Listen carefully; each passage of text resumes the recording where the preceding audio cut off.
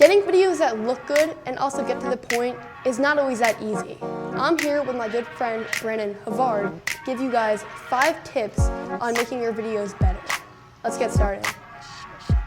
The first thing that anyone will tell you is that the gear doesn't matter. And yeah, that's sort of true, but then it sort of isn't. What I mean by that is to say that there are some fairly inexpensive gear items that you should probably pick up that will advance your video making process. The first thing that comes to mind is the Rode Video Micro. And essentially it's a microphone that sits on top of your camera in a hot shoe. We're actually using one right now on top of this camera, and it's doing a pretty good job as far as I can tell right now. But most importantly, it's 60 bucks, so it won't break the bank, and it's super portable. One thing that I swear by is this small LED light. At about 30 bucks, this can do wonders for your footage. Underexposed or noisy footage due to the high ISO is an immediate turnoff, so proper lighting is key.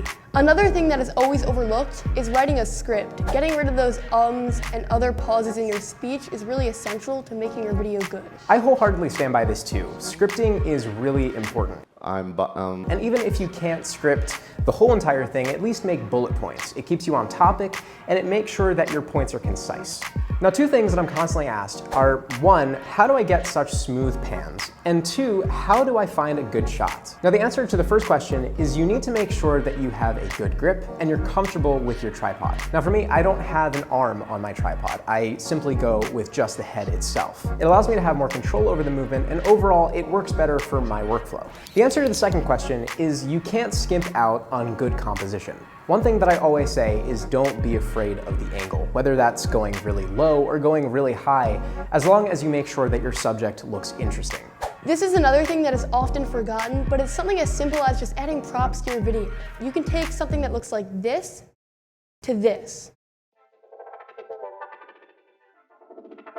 Another important factor is finding a style for your channel. You need to differentiate yourself from every other YouTuber. This could be through fonts, colors, and thumbnails. For me, it's the MBT hot pink and holding whatever product I'm making a video on in the thumbnail. I could not agree more. Marketing on YouTube is essential. It's what allows you to stand out from the rest of the crowd. Now, the overarching element is that you need to have a style. And personally, my style has changed many times throughout the years, trying out different things, seeing what works. I think a good starting place is finding a logo. For me, I've been using a pretty specific aspect ratio that sort of defines my channel. So therefore, I use that aspect ratio as my logo. In terms of fonts, I tend to stick with Roboto, more specifically Roboto Condensed in the bold family. And as you can probably tell, I tend to stick in a more monochrome color palette scheme. Color palette scheme? Is that a thing? That's a thing. Let's say that's a thing. Now, obviously, never stop experimenting. It's all what works for you and what defines you as your own channel.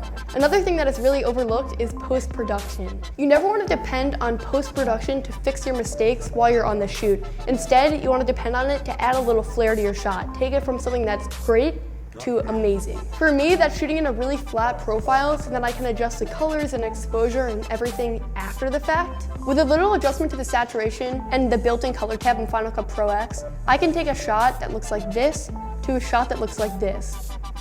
So the tip here is obviously don't skimp on post-editing, but you want to make sure that on the shoot, you have a good enough shot that if you couldn't post-edit, it would still be fine. On my end, again, I stick with a darker approach.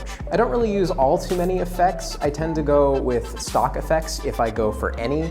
Something like the Bad TV stock Final Cut Pro effect mixed with something else to give it a unique vibe. The overall goal is to make everything look classy and simple without overdoing anything. Anyways, that's all for me. Thank you all for watching, and I'll pass it over to Jacqueline. And just building on that, never stop trying to find your own style. Thank you guys all so much for watching this video. And make sure to subscribe to both of our channels. And we have so many more useful tips to share, so if you want to hear more, we're happy to make another video on it. Thank you guys all so much for watching. Bye. Bye.